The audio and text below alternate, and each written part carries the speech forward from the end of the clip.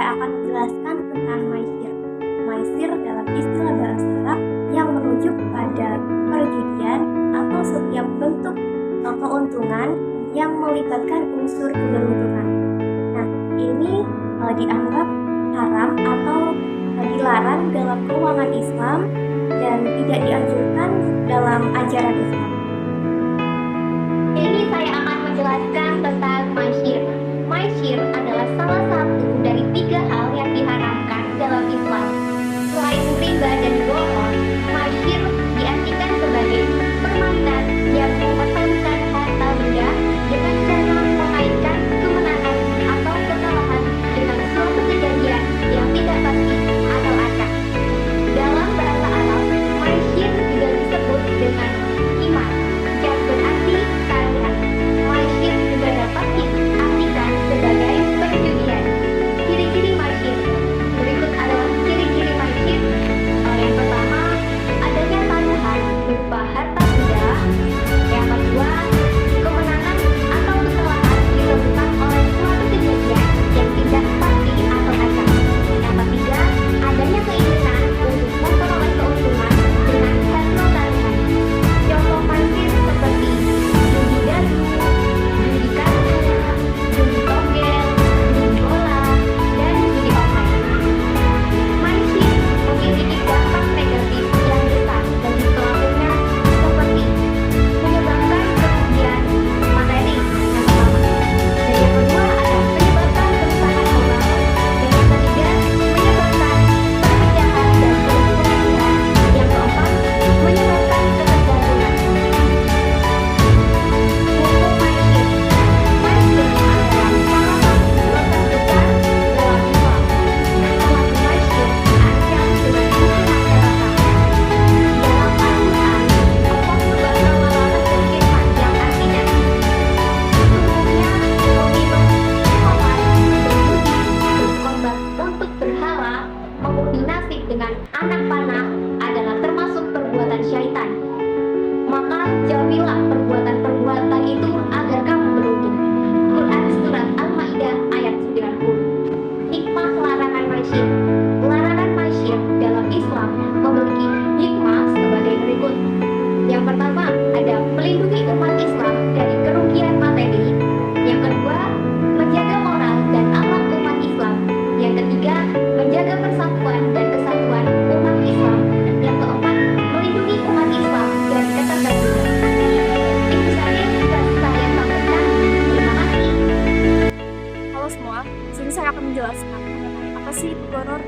Jadi goror dalam istilah bahasa Arab merujuk pada ketidakpastian ataupun ketidakjelasan atau adanya unsur spekulatif dalam suatu transaksi ataupun kontrak.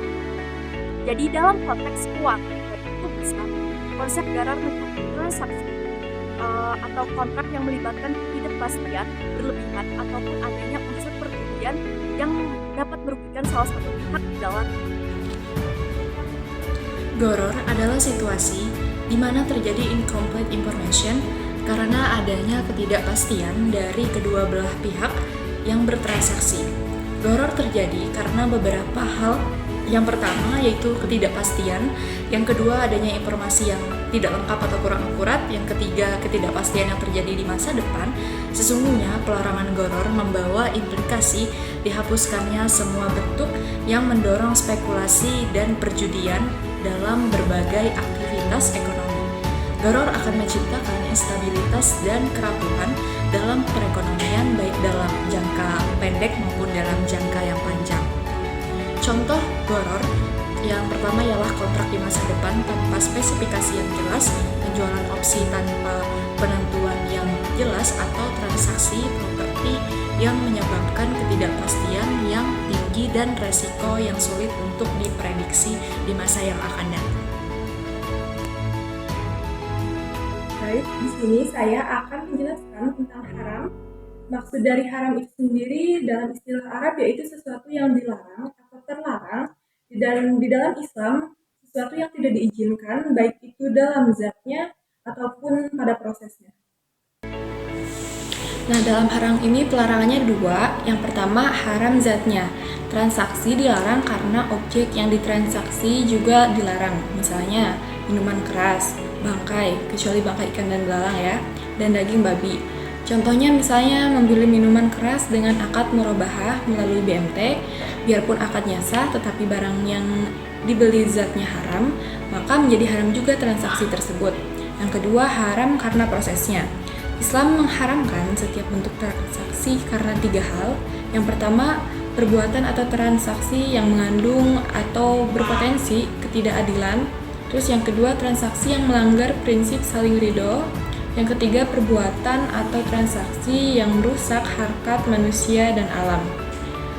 Oleh sebab itu, pintar-pintar dalam bertransaksi. Di sini saya akan menjelaskan tentang apa itu riba. Riba dalam istilah bahasa Arab merupakan bunga atau keuntungan dari pinjaman uang. Riba dalam ekonomi Islam dilarang dikarenakan dianggap melanggar prinsip-prinsip syariat Islam, yang dimana prinsip-prinsip syariat Islam itu menghindari adanya eksploitasi dan ketidakadilan dalam transaksi keuangan. Secara garis besar, riba juga dikelompokkan menjadi dua, yaitu riba utang piutang dan riba jual beli. Dari kedua riba tersebut dibagi menjadi dua lagi, yaitu riba qard dan riba jahiliyah. Sedangkan riba jual beli dibagi lagi menjadi riba qard dan riba nasiah. Tentang riba di kehidupan sehari-hari, yaitu pemberian utang sebesar 100 juta oleh rentenir namun disertai bunga 20% dalam waktu 6 bulan. Nah, bunga yang terdapat dalam transaksi tersebutlah yang menyebabkan riba. Karena seperti yang sudah saya sebutkan di awal, bahwa riba adalah pertambahan atau keuntungan yang didapat dari peminjaman atau transaksi yang dimana pertambahannya itu adalah hak orang lain yang terzolimi. Itulah kenapa akhirnya riba menjadi haram. Nah, jadi kita teman-teman menjelaskan singkat mengenai karakteristik ekonomi Islam. Teman-teman, kita sebagai seorang muslim, alangkah baiknya kita harus menjadi konsumen yang peka dan juga sadar terhadap transaksi yang kita lakukan. Oleh karena itu, dalam transaksi sehari-hari, alangkah baiknya kita harus menetapkan transaksi-transaksi yang berdasarkan nilai-nilai Islam. Salah satu manfaat jika kita menghindari madu tadi adalah keberkahan dari transaksi dan rezeki. Jadi teman-teman semua udah tahu kan apa itu? Pasti teman-teman pernah atau bahkan sering ngelakuin jual beli online. Pasti sudah sering nih beli online, beli sepatu online. Nah, itu tadi itu salah satu contoh dari kegiatan ekonomi Islam. Jadi teman-teman harus ingat satu hal. Apa itu? Maghrib, Maisir, dorong, riba, dan haram. Sekian video yang dapat kami tampilkan. Semoga bermanfaat untuk yang mendengarkan. Jika ada salah, mohon maafkan. jika ada perasaan, mohon diungkapkan. Wassalamualaikum warahmatullahi wabarakatuh. I'm never gonna say goodbye, bye, bye.